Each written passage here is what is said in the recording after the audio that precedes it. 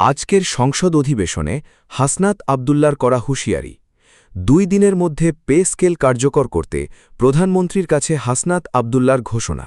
আসসালামু আলাইকুম। জাতীয় সংসদের আজকের গুরুত্বপূর্ণ অধিবেশন থেকে পাওয়া যাচ্ছে চাঞ্চল্যকর সব তথ্য।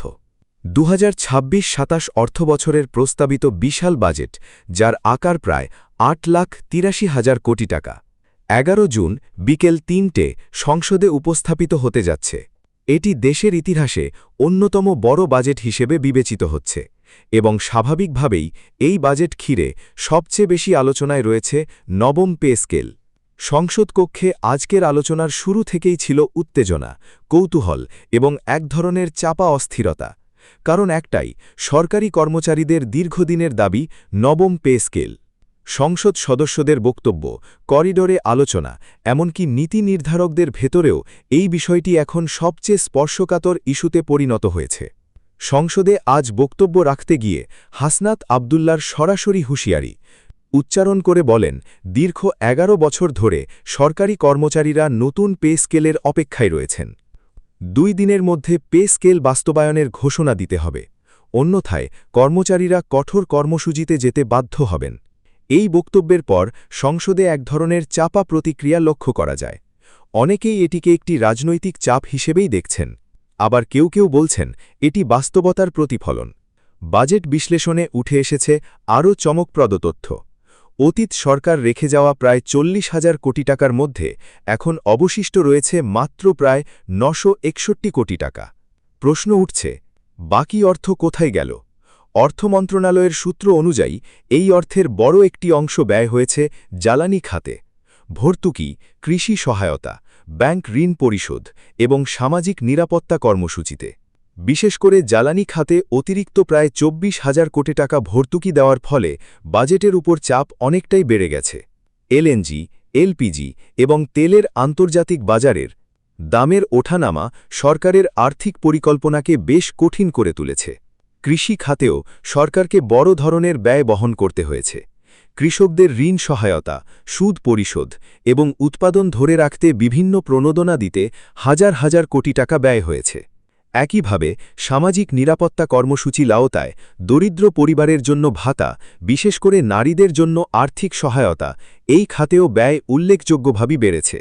অন্যদিকে পে কমিশনের সুপারিশ অনুযায়ী পূর্ণাঙ্গ নবম পে স্কেল বাস্তবায়নে অতিরিক্ত প্রায় ১ লাখ কোটি টাকার প্রয়োজন হতে পারে বলে ধারণা করা হচ্ছে। এটি বাস্তবায়ন করতে গেলে সরকারের জন্য বিশাল একটি আর্থিক চ্যালেঞ্জ তৈরি হবে।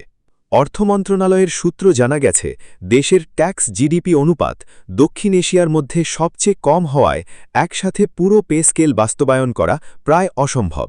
তাই সরকার ধাপে ধাপে এটি বাস্তবায়নের একটি পরিকল্পনা নিয়ে এগোচ্ছে। তবে এই ধাপে ধাপে বাস্তবায়ন কতটা কার্যকর হবে সেটি নিয়ে রয়েছে ব্যাপক সংশয়।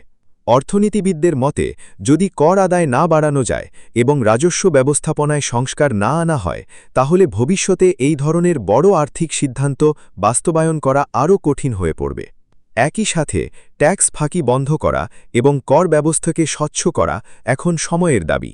এদিকে মধ্যপ্রাচ্যের চলমান অস্থিরতা এবং বৈশ্বিক আর্থিক চাপ পরিস্থিতিকে আরও জটিল করে তুলেছে।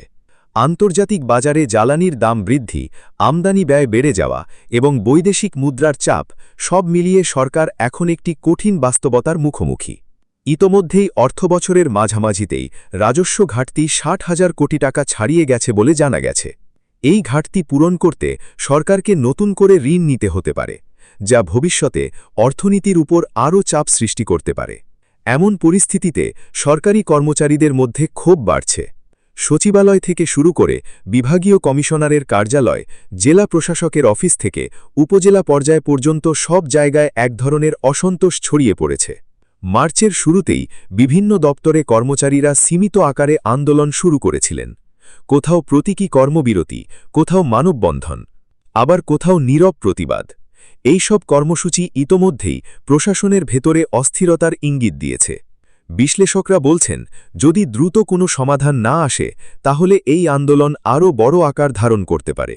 এখানে একটি গুরুত্বপূর্ণ বিষয়, আপনি যদি পে স্কেল সংক্রান্ত সর্বশেষ আপডেট, ভেতরের তথ্য এবং গভীর বিশ্লেষণ নিয়মিত পেতে চান, তাহলে এখনই আমাদের চ্যানেলটি সাবস্ক্রাইব করে রাখুন।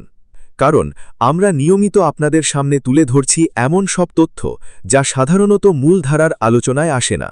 সরকারের পক্ষ থেকে অবশ্য আশ্বাস দেওয়া হয়েছে যে সরকারি কর্মচারীরা পে স্কেল পাবেন। প্রধানমন্ত্রী এবং অর্থ মন্ত্রণালয়ের দায়িত্বশীল কর্মকর্তারা জানিয়েছেন বিষয়টি গুরুত্বের সাথে বিবেচনা করা হচ্ছে। তবে কবে, কিভাবে এবং কত ধাপে এটি বাস্তবায়ন করা হবে সে বিষয়ে এখনও স্পষ্ট কোনো রোডম্যাপ প্রকাশ করা হয়নি।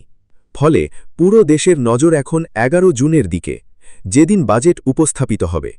অনেকেই মনে করছেন এই দিনই হতে পারে সেই টার্নিং পয়েন্ট যেখানে সরকারি কর্মচারীদের দীর্ঘ প্রতীক্ষার অবসান ঘটতে পারে।